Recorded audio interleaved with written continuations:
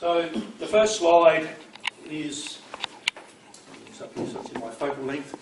The first slide's a twin card, that's it.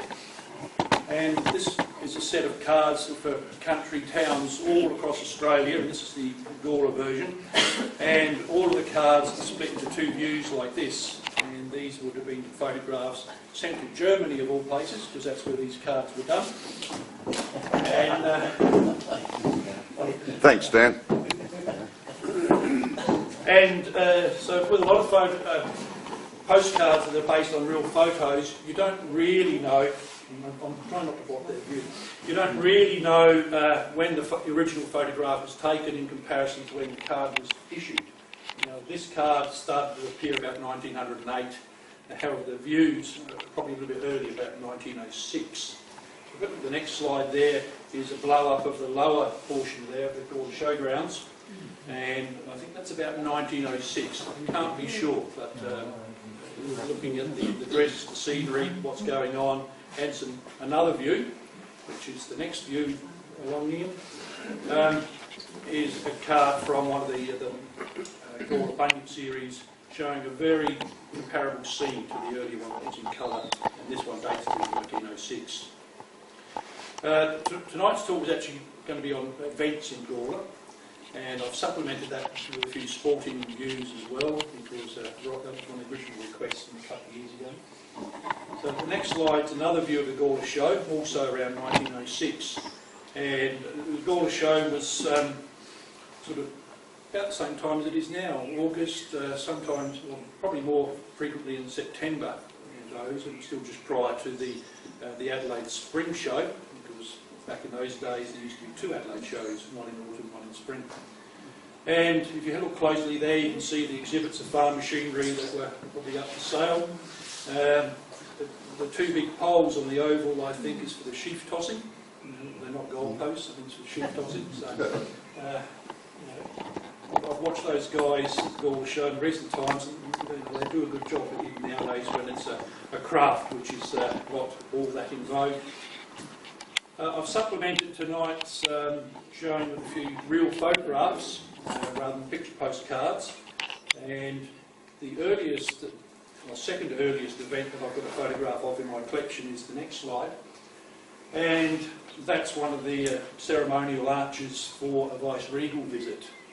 Now what I've been trying to do is look closely at the descriptions of all the Vice-Regal visits to Gawler and get descriptions of the banners, the arches, the flags that were strung across the street to try and date them. And this one I can now positively tell you that this is a visit for the Governor in celebration of Queen Victoria's Diamond Jubilee in June 1897. The banner in the foreground there with the Advance Australia was actually erected by James Martins in front of their offices just south of Carlton Road corner. And you can see the tram there, also in the near foreground there, without its canvas canopy across the top, which is sort of a fairly rare view of the tram without the canvas on top. And further in the background there, the other arch with Welcome to Gawler on was put up by the Gawler Town Corporation on the day. So that's June 1897, quite an early photograph of an event in Gawler. The next slide's another Vice-Regal visit, which is a blow-up of one of those two views that we saw in the first card. And this, I believe, is a visit to Gawler by the Governor on the 1st of November 1906, when he came to Gawler to inspect the works going on in the factories of James Martins and May Brothers. And he came up just for a day trip and went away again. He particularly came to look at some refrigeration units that were being built by Martins to be sent down to a factory in Mount Gambier. Couldn't really get much more detail about what that was all for, but that's why he was here. The next slide is another Vice-Regal visit, and this is a fairly common picture postcard view. It's done by about 3 different publishers in black and white, photographic and coloured. So I picked a coloured one for you here, but who knows whether that's colours are realistic. And this one, I believe, is a Regal visit in June 1904, when once again it was a day trip up here to do an inspection of the works that were going on in the town. the day. The next slide is a Marchant's view. Marchant's was probably the press photographer of the day. This was before photographs were being printed in the bunyip.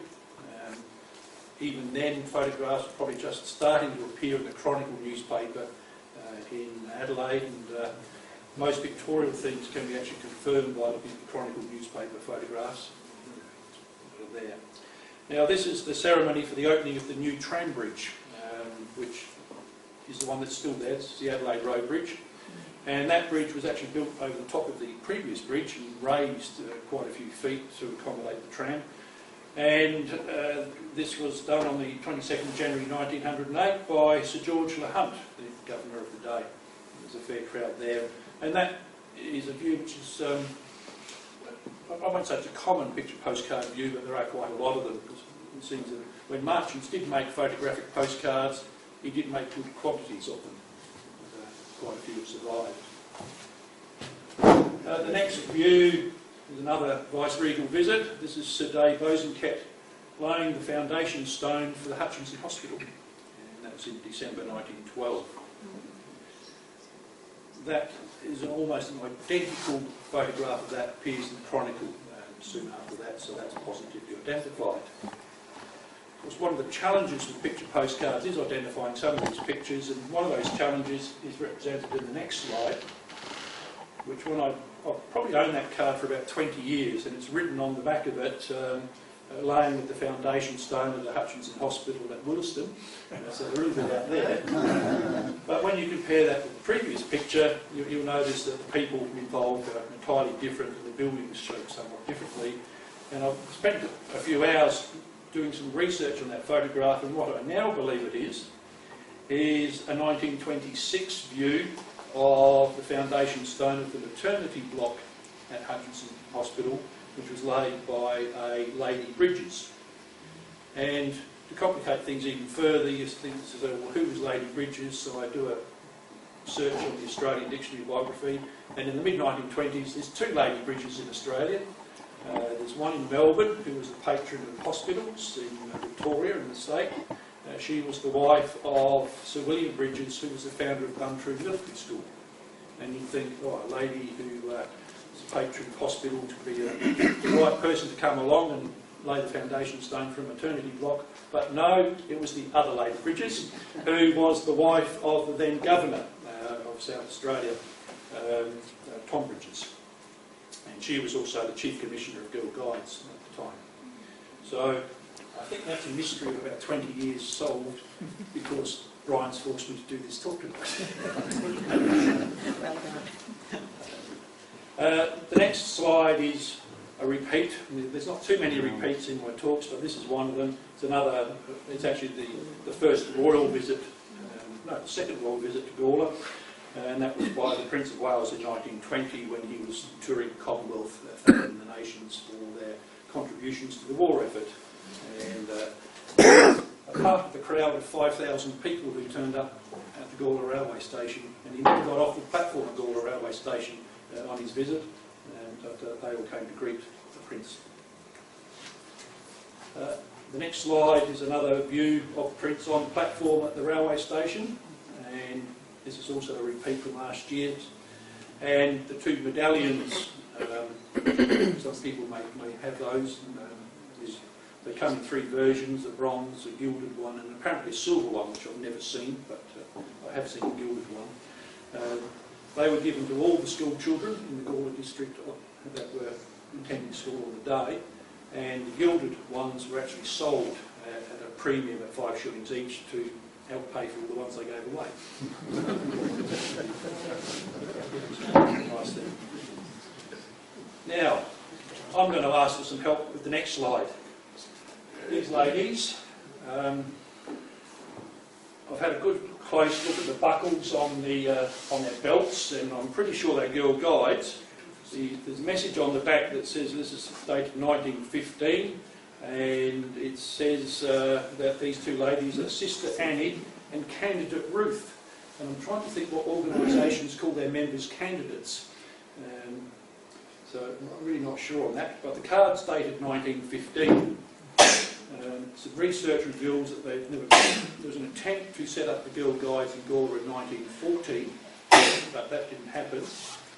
I've then found a reference to say that the first Gawler troop of Girl Guides was formed in 1925. However, in 1917 there's a reference in the council minutes for the Gawler in Bunyip, which was for saying that they were going to thank the Girl Guides for collecting all the paper for the war effort, and that was in 1917. So this is a mystery. So whose sister Annie and candidate Ruth are, I don't know, but this card came with the next card, and written on the back of this, it tells us that this lady is Dot Thompson, who may be a member of the Thompson family associated with the foundry. So if anybody recognises those people, I'll be keen to know who they are, what sort of uniform they're actually wearing, and what organisations have sisters and candidates. The next slide shows a drum and fife band practising, and I think that's just down the road, down these row of houses, I think it's Cameron Street, and you can sort of see up the hill there, so that's probably down about sort of Todd Street where the CWA is now.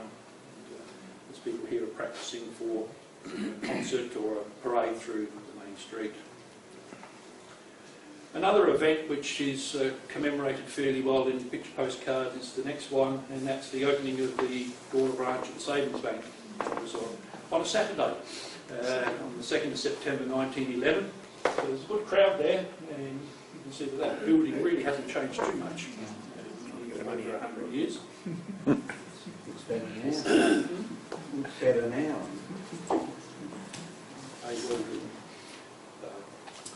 Now, last year I showed a lot of military views, and earlier this year I got a phone call from one of the antique dealers that I spent too much money with, who then told me, I'm handling the collection of one of the state's biggest militaria collections, and your name's on his list of people to offer things to first, because he knows that these people will look after the things in his collection. So I was somewhat honoured to be on that list, but it was an expensive trip. I did add a lot of new photographs of Gawler's military history to my collection as a result of that. And so what you're seeing tonight are things which I have added to my collection since last year.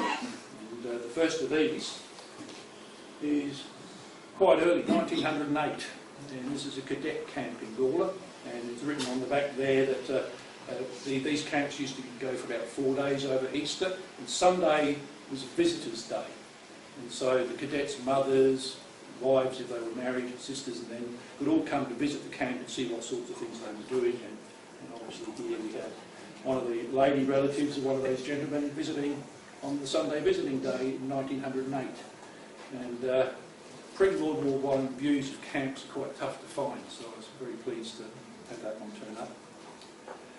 The next view is the 1913, the first of the Easter camps really held in Gawler of any great size. So this is the Army Medical Corps group of tents, and that was at the northern end of the Gawler Racecourse Oval. The next view is actually a photograph, which is, as I said, I've called it a C of F camp, which is the Citizens Military Forces of the day. There were no official defence forces at the time, they were all volunteers. It's just a general view of people at wash-up time, I think. The next view are the officers of the 79th Infantry. And this is quite nice, because on the back of that I've got them, all those people are named, so I can tell who they all are. Yes. Which is good. Very useful when you should always write in the back of your photographs to say what they are. Yeah. It saves a lot of use. Right, now the next one I actually did show last year, and I'll be big enough to admit I made a mistake, and last year I identified this as the Light Horse Camp at the Gawler Oval in 1915. However, I've now found that exact same photograph in the Chronicle, and this is now 1913, in September 1913, and it was a camp that lasted for 4 days, opposite the rifle range at Gawler South. So all the tents were set up in the paddock across the road, and they went and did their training on the rifle range there. and that was back in September. The rifle range at Lifestyle Village, where Lifestyle Village currently is, was the rifle range that was in operation in 1955. Same place, do you think? Where's the Lifestyle Village? Up behind Potts Road. Yes. Off Potts Road. Yes, Potts Road. Up behind the dunes. Yes, that's right. Because that was still operational when I was about 13 Yes, as a rifle range, because Air Force cadets were using it. that's right. So we always learn, never stop learning. Oops. The gentleman in the next slide, very prim and proper. This is the commanding officer of the 22nd Light Horse at the Gawler Oval Camp in April 1915. This gentleman's name is R.R. Baldwin. And have a good look at him, because you'll see him in some other views later as well. But, very smart, as you would expect a commanding officer to be. By contrast, the next slide shows just light horsemen, also for the 22nd, at the same camp. In April 1915 there was 3 camps of light horsemen, the 22nd, 3rd and 4th, and they were there for 2 weeks each. And something that's not always accurate is that people think that any picture of horsemen in Gawler are the light horsemen. In World War I they rarely brought their horses to town. All the camps of the light horsemen in World War I were for training in small arms and musketry. And there were very seldom they had horses here. Most of the views of the horsemen are from the 1920s camps. See. Right. The next view is another new addition, and that's the band of the 24th Light Horse, also here in April. The Gawler Bunyip gives lots of reports of the interaction between the light horsemen and the citizens of Gawler, and the band featured quite prominently at fundraising events, and they were very popular by all accounts. And just to make a liar of me, the next slide shows light horsemen on horses. Gawler Bunyip reported that when they left the town at the end of April, they did do a march through Murray Street, so I'm imagining that this is the assembly for that march when they left the town. Now, I like this next view, the kitchen staff, also at the Gawler Showgrounds. Tidy and clean is their motto, and this is a troop of the 22nd Light Horse. And so that's obviously a mound with all those things picked out in stones to spell out the wording. Lovely picture of the day. Next slide's sort of the same group of people again, a bit wider shot, have a few more different people in there. And the next one we move to, we go back to the Evanston Racecourse for one of the Citizens Military Forces camps. Now, I've been trying to distinguish the Citizens Military Forces and their place in the World War I training camps, and I sort of learned that you know there was a big conscription debate in World War I, and that failed. And it appears that a lot of people joined the Citizens Military Forces because if they were a member of that, they couldn't get recruited and conscripted and sent overseas. So lots of people joined up for that, whereas if they volunteered for one of the proper army things, they probably ended up in Egypt or Gallipoli or France. The 1916 one at the racecourse was particularly memorable because this is the one where they had a big rainstorm that got flooded out, and they all ended up sleeping in the grandstand rather than in the tents. So there's a good view of them there.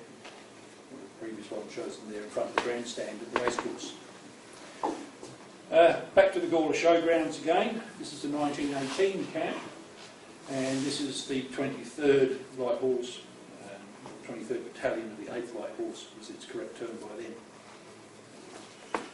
Now the next slide is the last of the new ones that I acquired at the beginning of the year, another Citizens Military Forces camp, and this is the 79th Infantry again. We tended to find that the 74th, 6th, 7th, 8th and 9th, 80th, 81st, 82nd Infantries all came to Gawler each Easter to do their training. They covered large parts of the state as the drawing areas from those, and also from Broken Hill. Now, some of the post-war camps, we'll come to the next few slides. This is 1925, according to what's written on the back, and the back does give me a few names of these gentlemen. I think I've cropped them out there, but some of those, they had arrows pointing to various people, but I cropped them out with the picture. And, as I say, completely different tent styles, all set up on the racecourse of the day. The next slide is from the same group of cards. I have no idea what that machine is. Anyone recognise what it might be?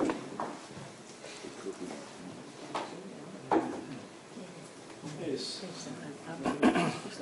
Not portable ovens, are they? Sometimes just, Portable ovens? Well, they could be portable ovens, yes. sometimes just to keep them hot rather than ovens.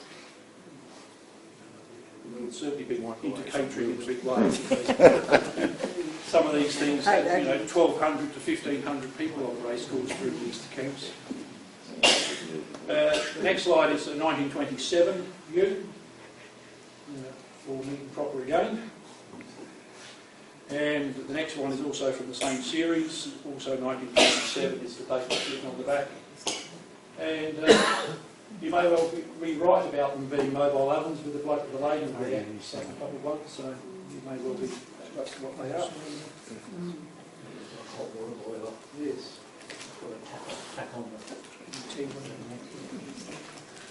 The following year, 1928, this is the 27th Battalion's band. I know there's a brass band still quite popular with people in Gawler and the Brossa, and certainly those who remember Doug Petty at the when he was at the Bunyip always come to me for new photos, and if ever I had a band photo he was fascinated by it because he was a fireman and he was in a fire brigade band. Another one from 1928, and here we see a good group of horses and wagons, and this was for the march past the governor who visited the camp in that particular year. We move on to 1929, and this is the machine gunners from the 3rd Light Horse. So doing some training, probably up at the rifle range that we were talking about earlier. Now the next view I see misdescribed too often, it's silly, but anyway. In 1931, Gawler hosted the South Australian selections for a thing called the Hutton Trophy. Now, the Hutton Trophy was awarded for the best cavalry brigade, particularly for skills in sabre. So the gentleman's there with his sabre. And in 1931, there was 4 teams in South Australia that competed to represent South Australia in the national trophy for the national competition. And in this year, this was won by Lieutenant Wallencheck's troop, who was up from Adelaide. And in 1931, the national competition was held later in Longford in Tasmania, but it was actually won by the Stratford troop in Victoria. And South Australia came 4th, sadly, at that national competition. It's quite a graphic picture, that one, quite a nice one. This one has been reproduced quite a lot. For those who look at eBay, will understand my reluctance to give Brian all my photographs, because if you look on eBay now, you'll find reproductions of these things galore. Which in one way is good, it gets the word out, but on the other hand, it's a bit sad that all these things get reproduced so quickly and easily. Right, no, we had a wonderful talk earlier in the year on horses in Gawler. This is the Gawler handicap on the King's birthday in 1909, and that's horse Baloffa winning the handicap.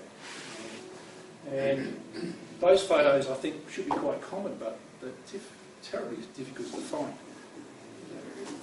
I was quite pleased to add that. Now, a couple of modern postcards, because I do try and keep up to date. Although, up to date, this one's 20 years old. The 3-day event, that's a special postcard that was done to commemorate that. And the 3 events there, cross-country, show jumping and dressage, should be well known to all of us. And in 1986, that they had the World Championships for the 3-day event in here. The next card is to commemorate that one, World Championships. Also additionally has the stamp and the postmark for the special post office that was set up on the Gawler Racecourse for that event. Football teams. This is what Rod's been waiting for. And I would say I've spent a lot of time in the last 2 weeks trying to identify these as best I can. Now the SSFC turns out to be that Gawler South had a seconds team as well. And these are the Gawler South seconds, and as we can see on their banner, proudly proclaiming they were the premiers in 1905, 1906 and 1907.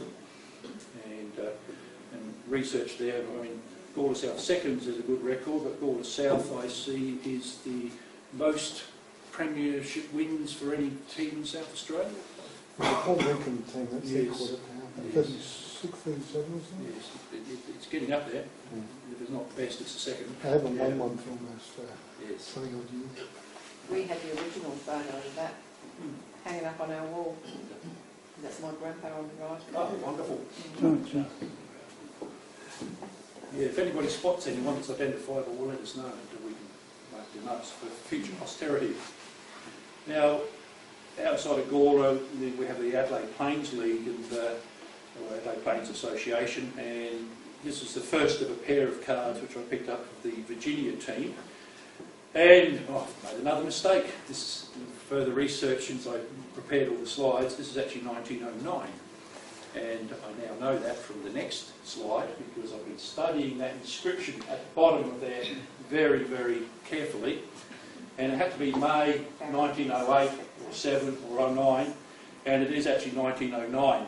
And it's written up in the register of the day.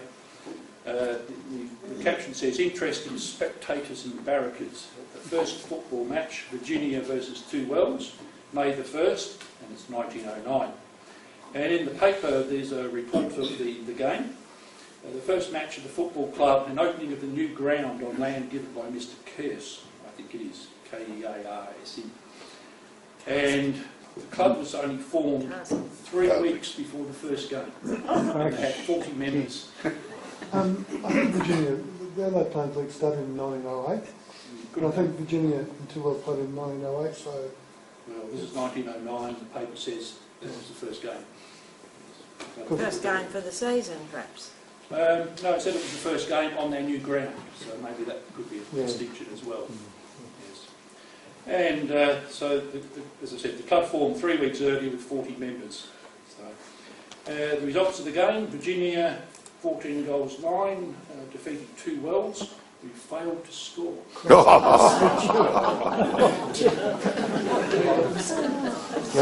Fighting hands. I think that's a pretty unusual result in an Australian game. The photo that you showed first off, I've seen that before there's a newspaper, I think it's called the Labour Herald, Yes. and they were very good in 08, 09, basically what started Adelaide Plains and stuff.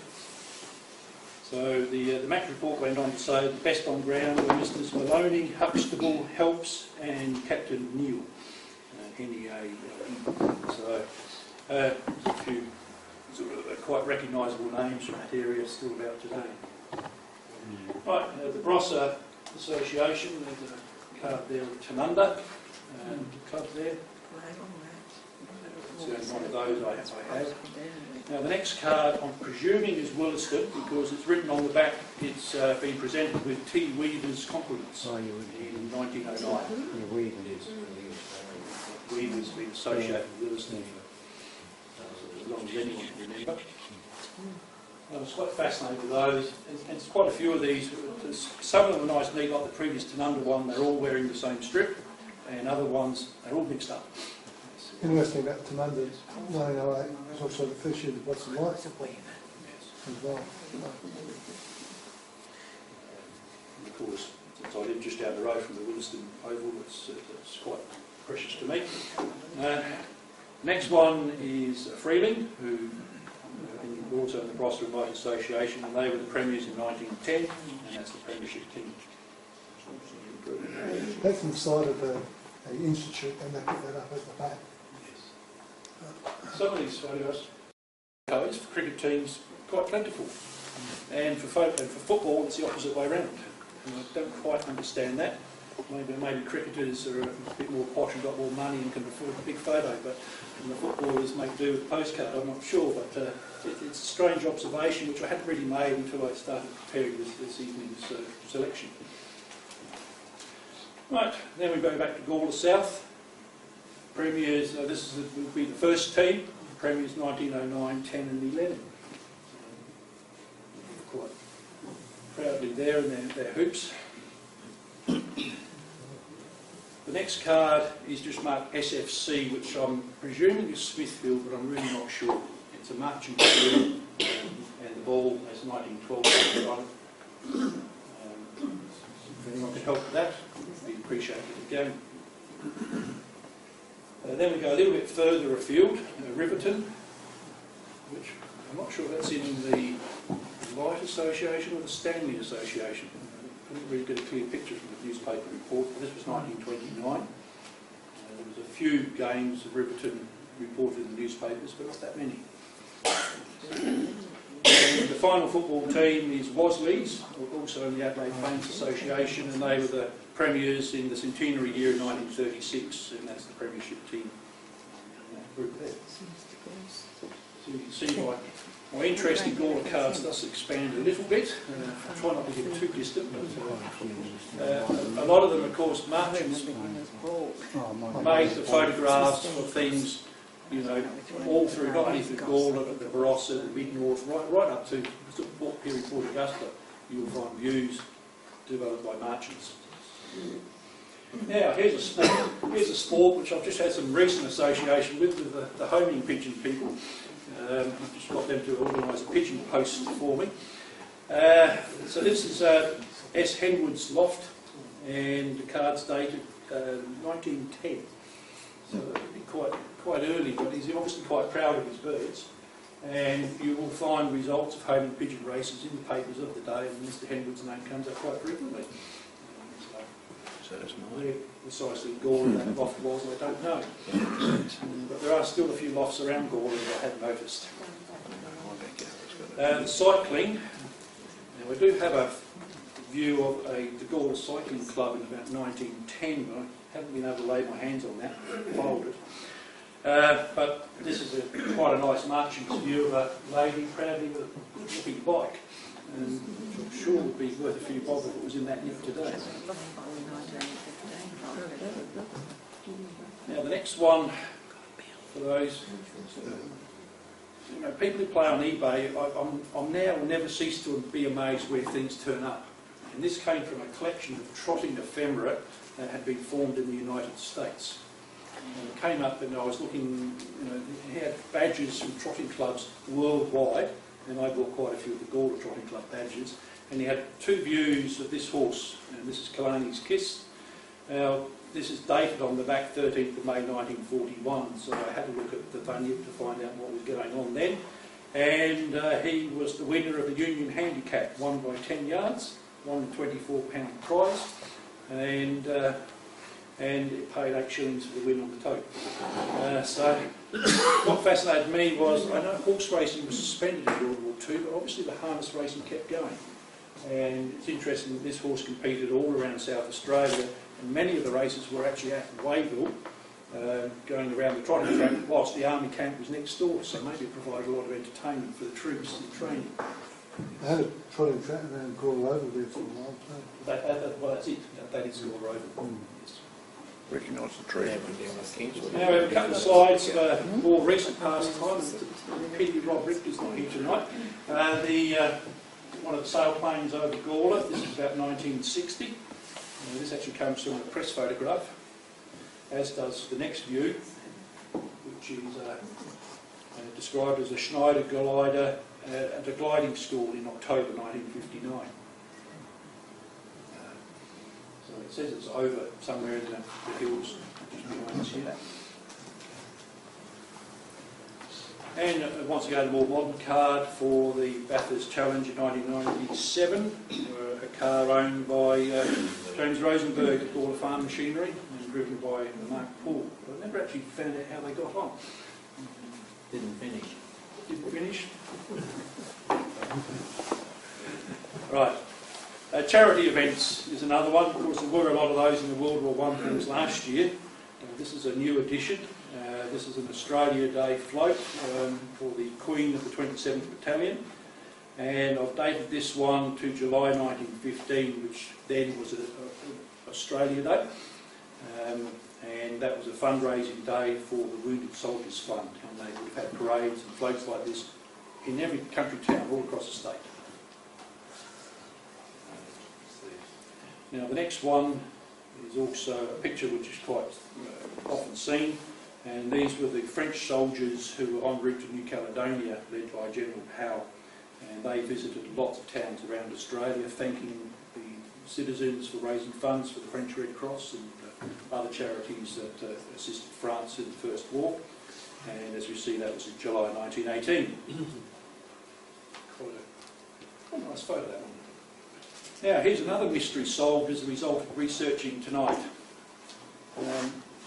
This is a first of a group of 3 cards that I bought with all these lovely ladies dressed up in Japanese costume.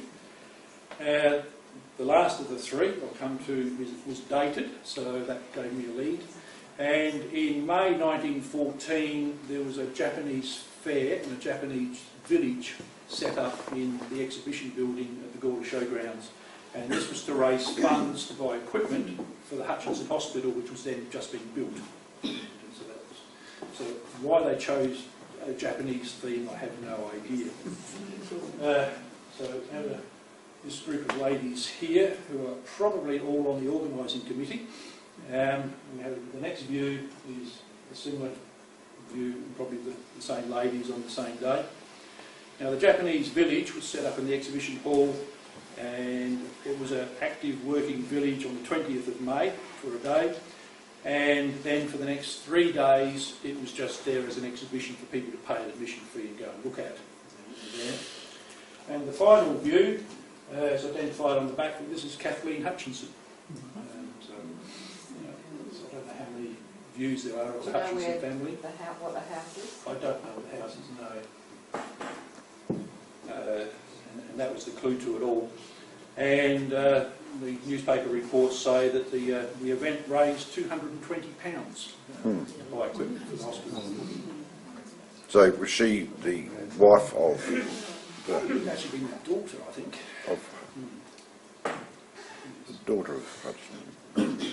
Certainly all there's a long list of misses given who were on the organising committee for this fair.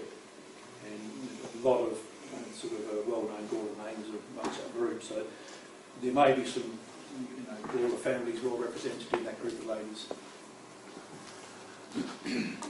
The next view is once again, if anybody been in Gawler Institute and the library building would have seen similar views to these. This was the procession for the Golden Jubilee of the Gawler Institute in 1907. And I would say there's a lot of postcards of these views around, photographs of them.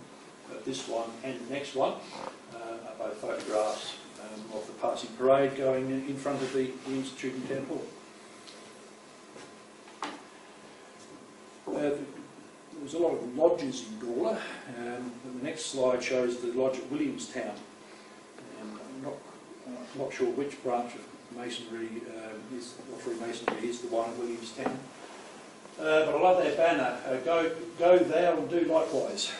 Might be something we should be spreading the word on Saturday to all the public visiting the stand for the history team. The next one's something I've not been able to identify. Another street parade in Gawler. I would suggest it's about World War I, but I'm not sure. Simply don't know. They sort of look like Boy Scouts there. Tram lines are still there. Tram lines mean 1932. 1879 and 1931. And that, in this week's, was it this week's Bunyip, Stan mentioned about that balcony above where White's chemist now is. Is that the one, Stan? Yeah. That's Terry White's chemist. Terry White's chemist. That would be the shop. yes. It's easy to sort of think of it as the Gore Arms, but when you look at the shops. No, it's not. Gore Arms is up this way more. Yeah. The large building in the background is the National Bank, yeah. But there's not much of a discernible gap there at Todd Street, but it is there. Yes. Right, now, next view. Same again. It's taken the same size. It's probably taken from the balcony of the town hall. No, no. I'd say it's Prince Albert. Balcony of the Prince Albert. Taken from the balcony. Yes, I think Run up on the town hall balcony and look down. But this one I have identified. This is the victory procession that was in 1919, which was delayed till March because of the travel restrictions due to the Spanish flu that was just abating at that time. Now the next picture is, once again, I've had a good strong magnifying glass looking at all this. All of these horses are decorated. They all have flags on their blankets. There's some decorated vehicles in the background there, and so I'm thinking this is an assembly point for a parade. Everybody's gathering before the parade. And since all the processions in Murray Street all seem to go from south to north, I'm thinking, well, this is probably around Dead Man's Pass area.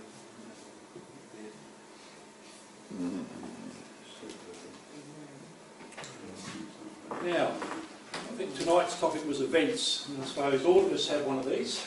A family event, and this is a wedding. This is a merchant's photographic card, and it's written on the back. It was written on the back, Parker Smith wedding, and it had the date, so I was able to look that up. And as I was mentioning, the difficulty with merchants' photographs is you cannot assume that they're all Gawler, and this is actually a Port Pirie couple, Roland Parker and Edna Smith, who were married at Prospect. But it does quite likely have a Gawler connection because the best man was a Les Modra, a very common name around here, and the bride's cousin, which is one of the two ladies, I don't know which, was Miss E. Modra. So that's probably the Gawler connection. Now the next group of photographs are probably the most depicted natural event in Gawler, seen on picture postcards, and this is the 1917 flood. I don't know if people wanted a distraction from the war or if they just, it was such a photogenic opportunity, I don't know.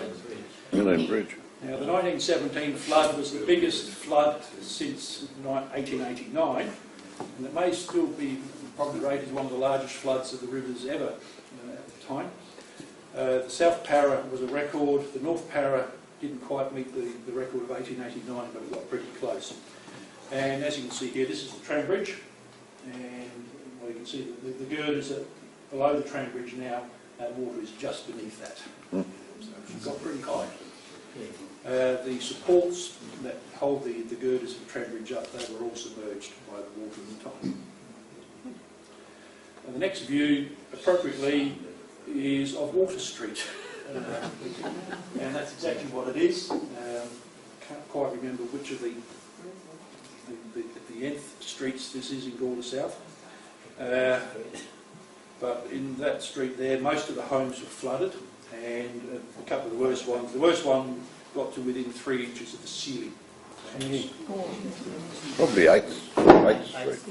8th Street, going down to Goose Island. And the poor chap who copped it then also had lived in the same house, and it was flooded out in 1889 and a few other times in between. And at that point he announced to the Bunyip he was giving up and moving. Right, the next view is probably a backwards view from the other one. This is Goose Island looking towards Whitehall Terrace. And the buildings in the top right corner there, we'll see the ones of the end of Walker Place. Give you an idea of where we're looking. And the next one is of Whitehall Terrace, and the building in the background of that are the same buildings as we saw in the other view, looking towards the north. A variation of that picture I put on the website this week. Okay. Now, I've probably seen half a dozen fairly large floods in Gawler. I've never seen it lap into Whitehall Terrace. In fact, I've never seen it breach that bank on that Right. side. So it's pretty high. Now, the next one's Gawler West. Pretty expansive water there. And the next one is also Gawler West. And we quite clearly see the Marchant Studios imprint in the lower part of that photograph. And the fact that these were being done was actually mentioned in the Bunyip's report of the floods. So they wrote Mr. E. Marchant, and that would have been Eb. Marchant spent a busy time taking photographs of the flooded parts, and postcards and views are obtainable at his studio in Murray Street. So it's probably one of the reasons why there are so many views of the Gawler flood about, because he was busy making money. The next one is not a Marchant's card. But this was actually made by getting two photographs and photographing it and making that into a postcard. So the next slide is a close-up view of the top photo of that, and that, I believe, is looking back at Goose Island, and if you look real closely in the background, there's a couple of rooftops. So, give you an idea how high that got. And the next picture is the lower of the two, and once again, clearly, the rooftops in the background. Okay. The next slide is the Gawler West footbridge. The reports of the day said the footbridges survived remarkably well, considering what was being washed down, not just the weight of water, but all the debris that was being pushed down with them. So there wasn't much damage to be repaired. And the next view, I think, is Ducks Flat, Gawler West. So it's looking back towards the town from the west to the east. And then we go to the North Parra. That's the bridge that was at the north end of Murray Street, and the house at the top of the hill would be where the eyes live now, top there. It's identifiable. The next slide shows the Williston Bridge. Now in 1889 the flood washed away the original North Road Bridge and it had to be rebuilt.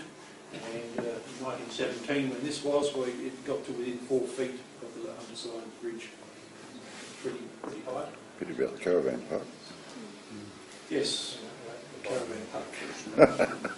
Look. Yes, I've seen caravans floating down the river. The next one is another in that series of cards made up of two photos.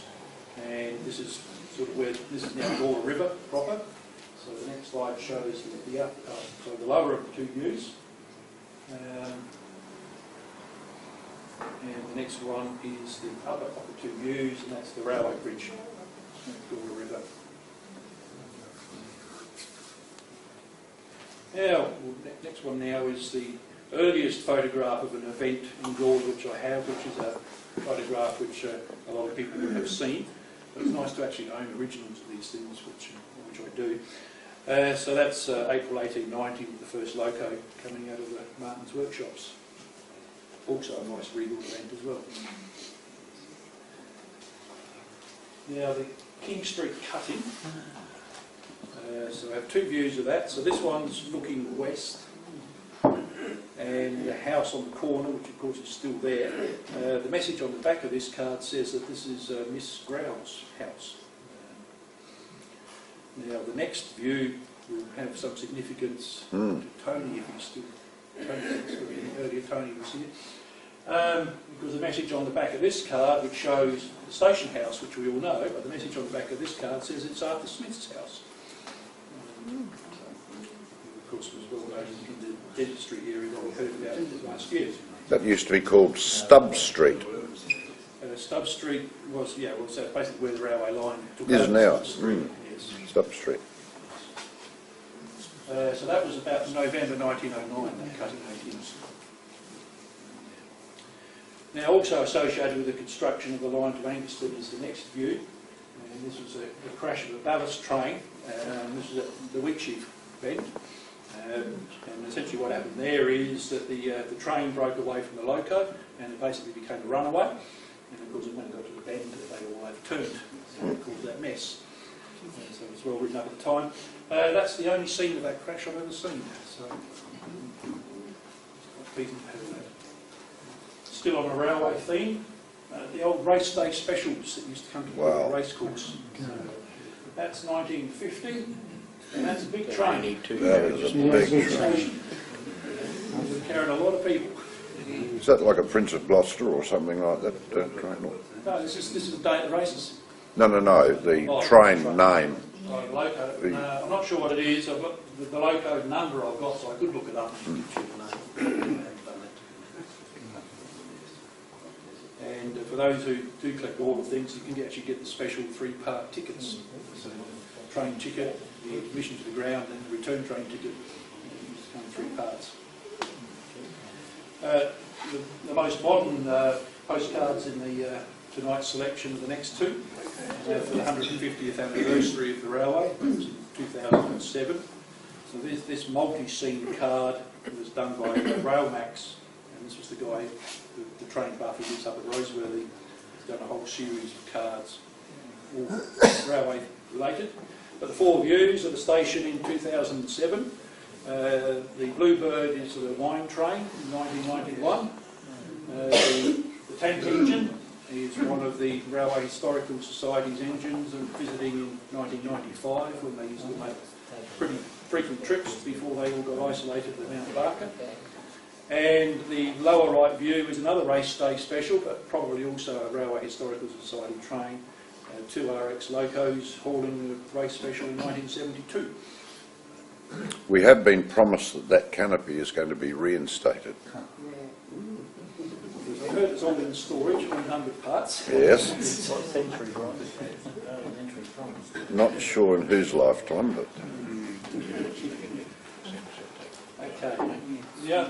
Now, picnic events are something that we probably all have experienced at one time or another. Now, this picnic is at Williamstown, but have no further details apart from the fact that it's at Williamstown. The next one. I love the fact they've all got teacups with sauces.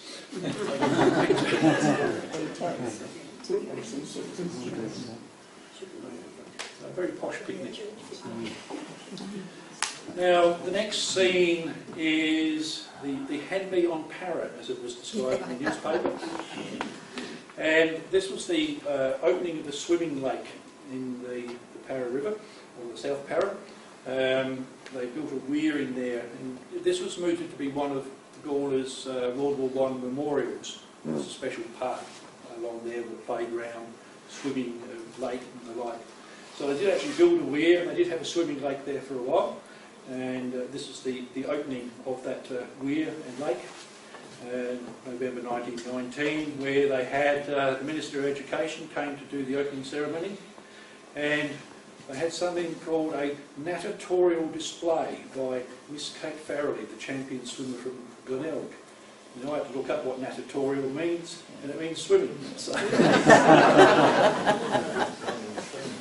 that'll be opposite Conversations Cafe, roughly. About that, yes.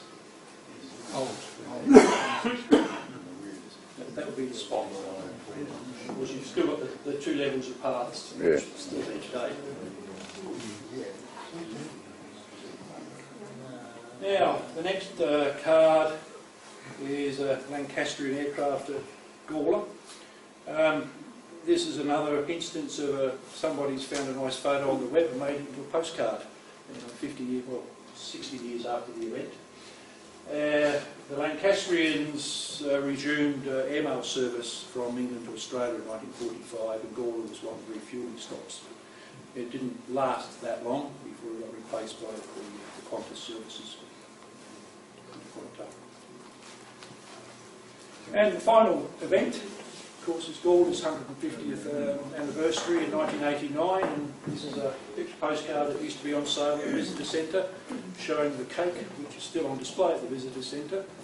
And interestingly, the card's got an error on the back because the card says it was in 1998 rather than 1989, so they got the admin back to front. So I don't know if I'll ever issue one with a correction or not, but it's there. So that was my selection of events for this year. It proved to be a bit of a tough selection, trying to find nearly 100 different views that you haven't seen before. I think I've only repeated about 5 things that we hadn't seen before, so it wasn't too bad an effort. But what does surprise me with photographs of events, that some of them, as picture postcards, are very plentiful, but when you look at what else was going on at the time, the events that were in Gawler at the time, and obviously a lot of them that would have been great photographic subjects, there is just nothing existing for them. I don't quite understand that. So things like the visits of the aviators in 1914, there was an aircraft in Gawler. In 1917, the balloon ascents in 1908, 9, 10. Would have been terrific photographs, just can't find them. I don't know why they weren't done. That's about it. So, I hope you've enjoyed tonight.